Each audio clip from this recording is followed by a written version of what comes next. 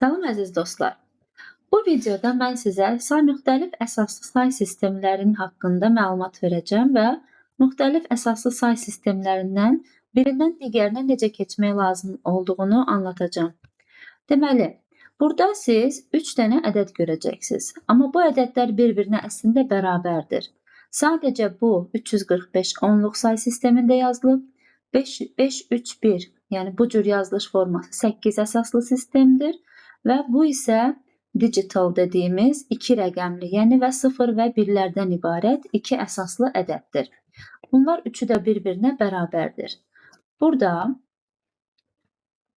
baxın, 10 üstü sıfırlar, yəni təkliklər mərtəbəsi, onluqlar mərtəbəsi, yəni 10 üstü sıfırlar və yüzlüklər mərtəbəsi var. Təkliklər mərtəbəsi 5 dənədir, onluqlar mərtəbəsi 4 dənədir və yüzlüklər mərtəbəsi 3 dənədir. Burada da gördüyünüz kimi bu ədədin açılışında 5-i vururuq 10 üstü 0-a, 4-ü vururuq 10 üstü 1-ə, 3-ü vururuq 10 üstü 2-yə. Bu onun açması olur. Eyni ilə 8 əsaslı bu ədəddə də bir dənə təkliklər var. 8 üstü 0, yəni üstü 0 olanda bilirsiniz ki, bu 1-dir. Bir dənə 8 üstü 0 var. 3 dənə 8-liklər var, yəni 8 üstü 1. 5 dənə 8 üstü 2, yəni 5 dənə 64-lüklər var. Gəlin bunun açmasına baxaq.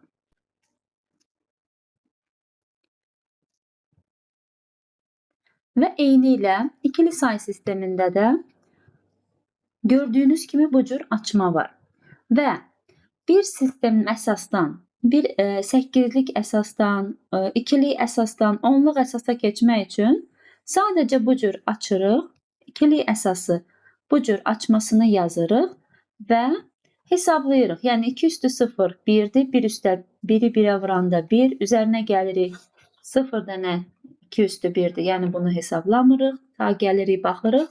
1 dənə 2 üstü 3, yəni 1 vur 8. Bunları toplayırıq və onluq sistemdə 345-ə bərabər olduğunu görürük.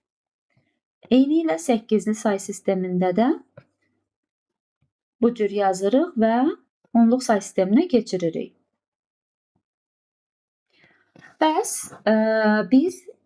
indi biz 8-li və ya ikilik say sistemindən onluq say sisteminə keçid haqqında danışdıq.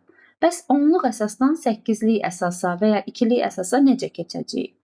Bunun üçün biz onluq əsasda yazılan ədədi 8-ə mərhələli şəkildə böləcəyik və baxacağıq qismətdə neçə alınır, qalıqda neçə alınır. Məsələn, 345-i bir dəfə 8-ə böldükdə 43 alınır və qalıqda 1 alınır. Deməli, bu qalıqdakı 1 ən sağda yazılacaq. Yəni, biz son nəticə 0 olana qədər və yaxud da artıq 8-ə bölünməyən ədəd alınana qədər, yəni 345-i 8-ə böldük 43. Sonra 43-ü 8-ə böldük 5. Artıq 5 8-ə bölünmür. 5 özü qalıq olur. Bu 5-i ən soldan yazırıq. Ən birinci aldığımız qalıq sağdan yazılır. Bu formada, yəni 345-i 8-ə böldük, qalıq 1-dir. Sağdan yazıldı.